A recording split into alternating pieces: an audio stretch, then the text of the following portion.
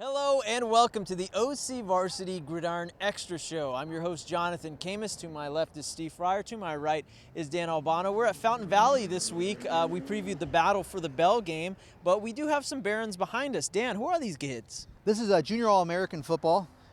Junior Clinic Barons 7 to 9, and I think I might see the next Chad Oberding out there. Yeah. So Barons should be excited about the future. I think 21 looks pretty good back there. Yeah, he's already done his recruiting info. That's how good Dan is. Vlog, I'll have an update. Yeah, exactly.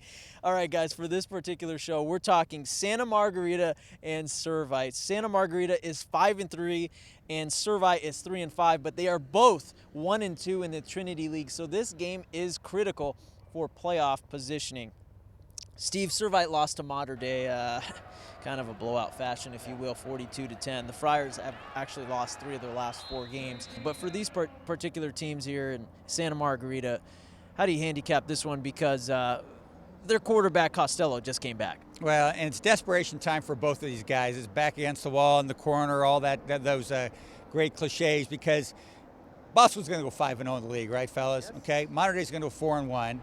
Third place, the final guaranteed playoff berth, it's going to be a 3-2 team. If you're 1-3 and lose this game, Santa Margarita or Servite, you're not going to go 3-2. You win this game, you're 2-2, got a shot to go 3-2, get that third place deal. You know, if Costello's healthy and really ready to go, he's going to be a difference maker in this game. But you know, when I saw him with Wagner a couple weeks ago against Jay Serra, didn't lose a whole lot. I really think that Santa Margarita is still the better team. Servite's kind of young, still kind of figuring out their ways a little bit under first-year coach Scott Myers, so we'll see. But I like Margarita's shot in this game. Margarita has been on the losing side as well. They've lost 2 out of their last 3 games. Last week they lost to Olu 28-14. You were there, right, Dan? I was at that game. You know, I'm a big KJ Costello fan, so it was a pretty interesting game. I have to admit, I left. Number 1 ranked in the county. Yeah, top 150.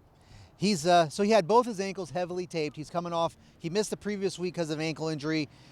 Mostly they threw a lot of short out patterns, and they didn't throw him deep over the middle a lot. So we didn't get to see that great arm too much as far as the deep ball.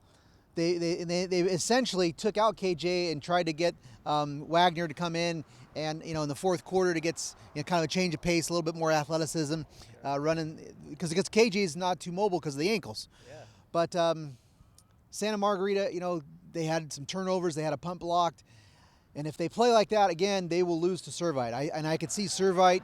This is at Cerritos College too, the home field advantage. So I could see Servite. I think Servite has the potential to win this game. I just don't know what's going on with Santa Margarita. I think if you have KJ Costello and he's healthy, sure love to see him throwing downfield to Dylan Crawford and all those talented receivers. They got a great receiving core, but I think this game, it seems like trouble for the Eagles with the way they're playing right now.